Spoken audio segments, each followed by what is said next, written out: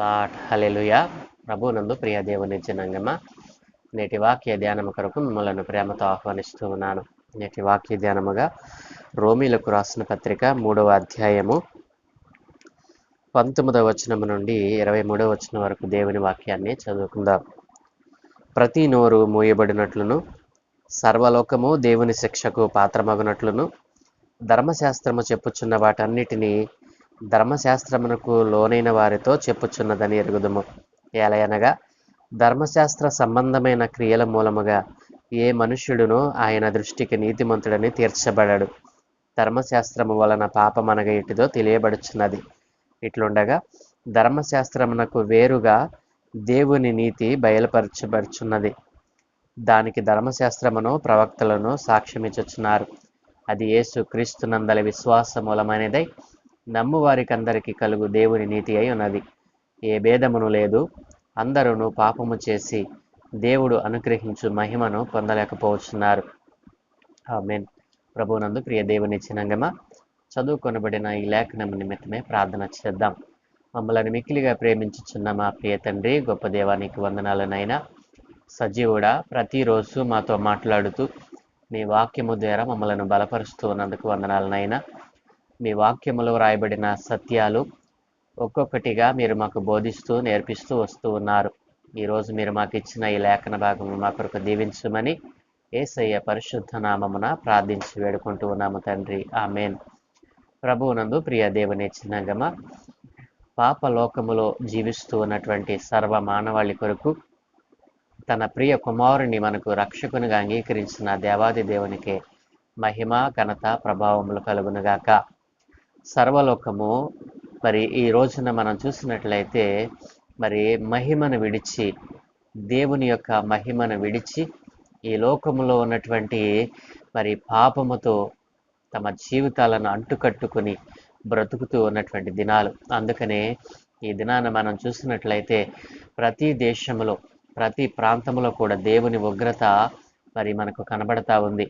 ఈ రోజున మనం ఆలోచన చేసినట్లయితే ప్రతి మనుష్యుడు తనకు తానే జ్ఞానిని అనుకుంటూ ఉన్నాడు. ప్రతి మనుష్యుడు తనకు తానే దేవునిగా తనను తాను మరి ప్రత్యక్షపరుచుకుంటూ ఉన్నాడు.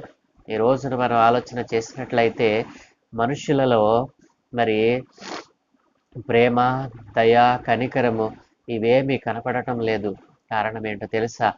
దేవుడు అంటే భయము లేక, దేవుని యొక్క నామం అంటే వారికి భయం లేక, దేవుడు ఒకరు ఉన్నారని, మరి దేవుడు సమస్తమును చూస్తూ ఉన్నాడని, దేవుని భయం లేకుండా ఈ లోకములో తమ తమ తమ ధనమును బట్టి, తమ ఆస్తిపాస్తులను బట్టి, తమకున్నటువంటి పేరు ప్రతిష్టలను బట్టి మనిషి ఈ రోజున విర్రవీగుతూ మరి ఈ జీవితమును, దేవుడు ఉచితంగా ఇచ్చినటువంటి ఈ ఆయుష్ను వ్యర్థముగా నాశనం చేసుకుంటూ ఉన్నాడు. ప్రియ దేవుని జనాంగమా, ఆలోచన చేసినట్లయితే మరి దేవుని యొక్క భయం లేకుండా, దేవుడు ఒకరున్నారని గుర్తించకుండా ఈ లోకములో కనబడిన ప్రతిదానికి మహిమను ఆపాదిస్తూ ఈ రోజున సత్యవంతుడైనటువంటి దేవుడు ఎవరో తెలుసుకొనకుండా, సత్యనామమును ఎరగకుండా, మరి సజీవుడైనటువంటి దేవునిని ఎరగకుండా, కనీసము దేవుని భయం అనేటువంటిది లేకుండా మానవుడు బ్రతుకుతూ ఉన్నాడు. ఇది చాలా ప్రమాదకరమైనటువంటి, విపరీతమైనటువంటి బుద్ధి.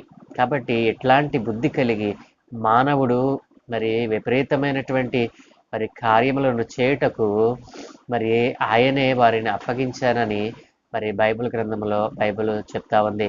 కాబట్టి మానవుడు తన ప్రవర్తనలో మార్పు రాకుండా, తన జీవితంలో మరి ఏదో సాధించాలనేటువంటి అనేకమైనటువంటి వ్యర్థ కార్యాలను మరి ఆలోచిస్తూ తలపోస్తూ మరి తన జీవితాన్ని ఏ రీతిగా నాశనం చేసుకుంటూ ఉన్నాడో, పాపము అనేటువంటిది తన జీవితం మీద, తన శరీరం మీద ఏ రీతిగా ఏలుబడి చేస్తుందో గుర్తించకుండా మరి వారి జీవితాలను, వారి కుటుంబాలను అనేక మంది మరి నాశనం చేసుకుంటున్న వారు మనకు కనపడుతూ ఉన్నారు.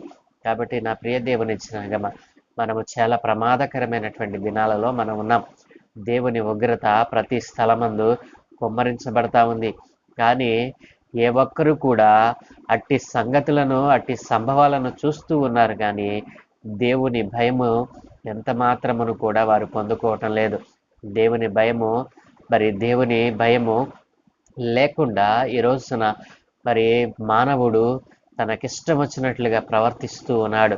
ప్రకృతి ప్రకోపాన్ని చూస్తూ కూడా దేవుని యొక్క మరి ఉగ్రతను మరి పొందుకుంటానేమో, నా మీదకు కూడా దేవుని ఉగ్రత వస్తుందేమో అన్నటువంటి ఆలోచన లేకుండా ఈ రోజున మానవుడు విర్రవీగుతూ ఉన్నాడు.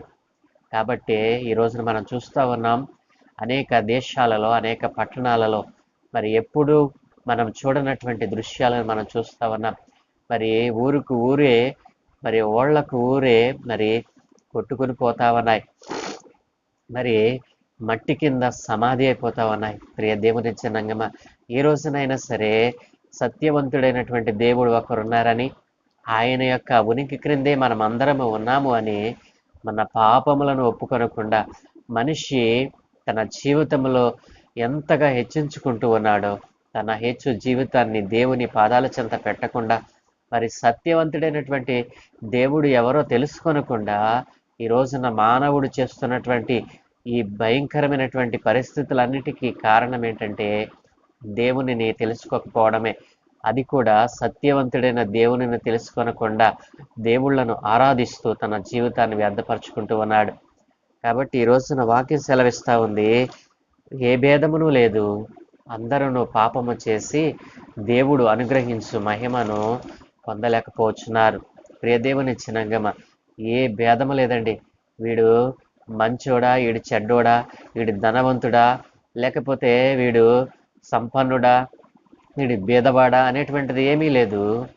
ప్రతి ఒక్కరు కూడా ఈ రోజున మరి దేవుని భయం లేకుండా తమ పాపములను తమ మీద మోసుకుంటూ, తమ పాప భారాన్ని మరి వారే మోసుకుంటూ, తమ పాప భారాన్ని పెంచుకుంటూ పోతూ మరి వారు పాపం చేస్తూ ఉన్నారు. వారి పాపము వారి మీద మరి మరి నేరారోపణ చేస్తూ ఉంది. కాబట్టి ఈ రోజున తమ పాప భారముల చేత అలసిపోయినటువంటి వారు మరి ఎందరైతే ఉన్నారో ఈ లోకములో, దేశములోను మరి మరి రాష్ట్రాల్లోనూ మనం చూసినట్లయితే అనేకమైనటువంటి దుశ్చర్యలు, దుష్కార్యాలు మనం చూస్తూ ఉన్నాం. కాబట్టి దేవుడు చెప్తా ఉన్నాడు, ఏ భేదమును లేదు, అందరూ పాపం చేసి దేవుడు అనుగ్రహించు మహిమను పొందలేకపోతున్నారు. కేవలము ఈ దుష్కార్యాలు చేయడానికి మరి ప్రకృతి ప్రకోపానికి లోనవ్వడానికి కారణం ఏంటో తెలుసా? ఇప్పుడే నన్ను తెలుసుకోనండి, దేవుని ఉగ్రత అతి సమీపముగా ఉంది. దేవుని ఉగ్రతకు నిలవగలిగిన వాడు ఎవడునూ ఉండడండి.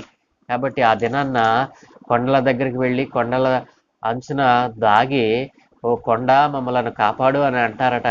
కానీ ఆ కొండ కూడా దేవుని యొక్క సృష్టినని తెలియని ఈ అజ్ఞానులైనటువంటి మానవులు తమ జీవితాలను వ్యధపరుచుకుంటూ ఉన్నారు. కాబట్టి నా ప్రియ దేవుని జనాంగమా, దేవుడు తన ధర్మశాస్త్రాన్ని, తన యొక్క న్యాయ విధులను, ఆజ్ఞలను ఎందుకు అనుగ్రహించారు? ధర్మశాస్త్రము ద్వారా మనిషిలో ఉన్నటువంటి పాపము బయలుపరచబడతా ఉంది. ధర్మశాస్త్రము ప్రతి మనిషిని కూడా పాపిగా తెలుస్తూ ఉంది. అయితే ఆ ధర్మశాస్త్రాన్ని మరి ఆ ధర్మశాస్త్రంలో ఉన్నటువంటి న్యాయ విధులన్నిటినీ, ఆ ధర్మశాస్త్రంలో రాయబడినటువంటి పాపమునకు కావలసినటువంటి ప్రాయశ్చిత్తం అంతటిని కూడా నేను ప్రకటిస్తున్నటువంటి నజరేయుడైన యేసుక్రీస్తు ప్రభులు వారు ఉచితముగా మన కొరకు తన ప్రాణ క్రయధనముగా మన పాపములన్నిటినీ భరించి ఆయన సిలువలో వాటిని మేకులతో కొట్టివేశాడు. కాబట్టి ఈ రోజున మరి దేవుని వాక్యం సెలవిస్తూ ఉన్నట్లుగా ఏ భేదమును లేదు, అందరూ పాపము చేసి దేవుడు అనుగ్రహించు మహిమను పొందలేకపోవడానికి గల కారణం ఏంటంటే, ఇంకనూ కూడా వారు తమ పూర్వకాలపు పాపములను అవలంబిస్తూ వారు రక్షింపబడి కూడా మరి దేవుని యొక్క సర్వశక్తిని అనుభవిస్తూ కూడా మరి తమ పాప లోకమును, తమ పూర్వపు పాపస్థితిని మరలా తమ జీవితాలకు ఆహ్వానిస్తూ ఈ రోజున దేవునికి అవమానకరమైనటువంటి బ్రతుకులు బ్రతుకుతూ ఉన్నారు. దేవునికి కోపము పుట్టించేవారిగా ఈ రోజున మానవాళి మారిపోతా ఉంది. కాబట్టి అంతటా అందరూ మారు మనసు పొందాలి. ఎందుకంటే దేవుని ఉగ్రత దినము రాబోతా ఉంది. ఆయన సన్నిధి మన మధ్యకు దిగి రాబోతా ఉంది. కాబట్టి ఆయన వచ్చు పర్యంతము మనము పరిశుద్ధులముగా మార్చబడాలి. మన పాపములను ఒప్పుకొని ఆయన నామమందు విశ్వాసం ఉంచాలి.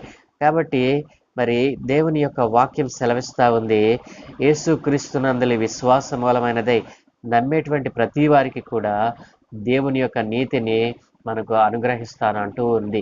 కాబట్టి ప్రియ దేవుని జనాంగమా, ఎవరైతే దేవుని యొక్క మరి నామమందు విశ్వాసం ఉంచుతారో, దేవుని వాక్యానికి విధేయత చూపుతారో, వారందరూ దేవుని యొక్క నీతికి అంటుకట్టబడతారు. దేవుని నీతి వారి యందు బయలుపరచబడుతుంది అని.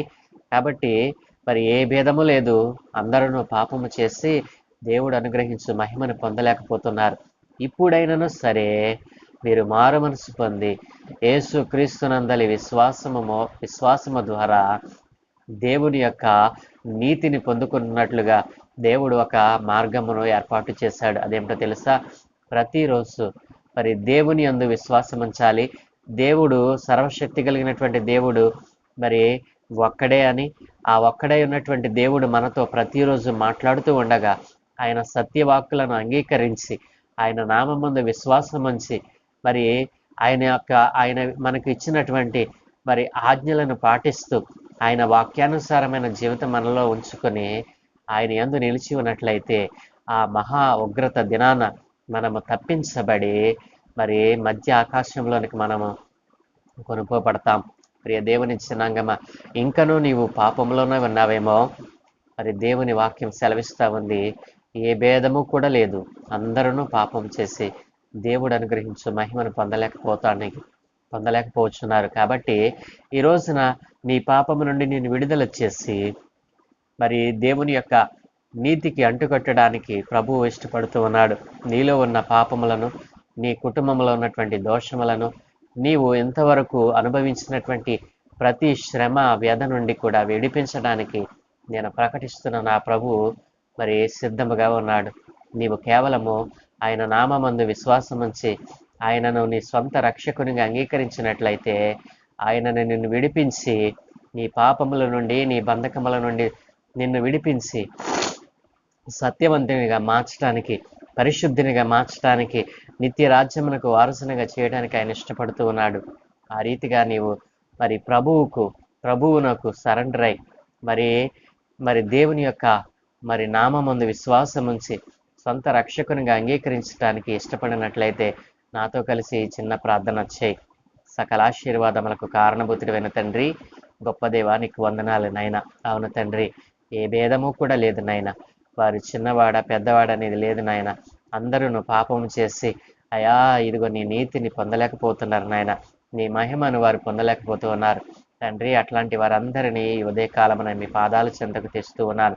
నశించిపోతున్న ప్రతి ఆత్మ రక్షింపబడాలని ఈ రోజున ఇదిగో నశించిపోతూ వారి జీవితాలను వ్యర్థపరుచుకుంటూ ఈ లోకముతో తమ జీవితాలను అంటుకట్టుకొని అయా ఇదిగో తండ్రి తమ జీవితాలను ప్రతి విషయంలో నైనా నీకు విరోధముగా లేస్తూ నీ నామాన్ని అయా వారు అనుసరించకుండా, నీ నామాన్ని అంగీకరించకుండా ఈ లోకంలో ఉన్న ప్రతిదానికి మరి వారు ఎడిక్ట్ అయిపోయి తమ జీవితాలను, తమ కుటుంబాలను, తమ ప్రాణాలను సైతము నైనా పోగొట్టుకుంటున్నటువంటి వారిని నీ పాదాల చెంతకు తెస్తూ ఉన్నాను.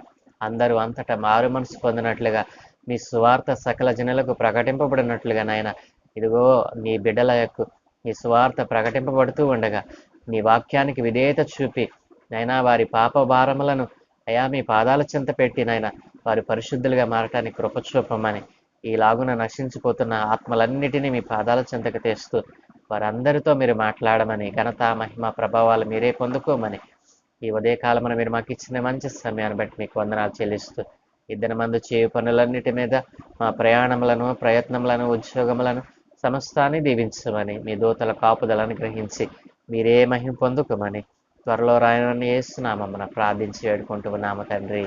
Amen, amen.